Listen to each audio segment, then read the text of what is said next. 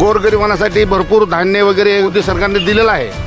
त्यामुळे काँग्रेसच्या काळामध्ये घरकुल बांधण्यासाठी 20,000 रुपये भेटत होतात, त्याच्यानंतर त्याचं बजेट वाढलं 80,000 रुपये झालं। आता मोदी सरकारच्या काळामध्ये ते बजेट 2.5 ते 3 लाखापर्यंत गेलं। शेतकऱ्यासाठी जवाहर विहीर होती, त्या विहिरीसाठी 20,000 रुपये भेटत होतात। परत नंतर काँग्रेसच्या काळात 50,000चं काहीतरी बजेट आलं असं। त्याच्यानंतर आता मोदीजीच्या काळामध्ये 3-3.5 लाख रुपयाचं बजेट आलेलं आहे। आणि विशेष म्हणजे महिलांसाठी जर करता घर घेतलं महिलांच्या नावावरती तर मोदींचे 2.5 लाख रुपये त्या प्रत्येक महिलांच्या नावावर आलेले आहेत। त्यामुळं मोदींचं सरकार येणं हे बरोबर आहे। हिंदुत्व महत्त्वाचं आहेच।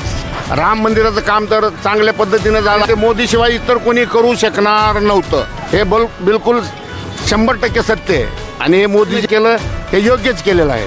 जे काँग्रेसच्या काळात नाही झाले ते कमीत कमी 6-7 फूट खाली खोलवरती खोदून पक्के रस्ते बनवले। ह्या मोदींच्या कामाला म्हणजे नो चॅलेंज आहे। भल्या भल्यांना जाऊन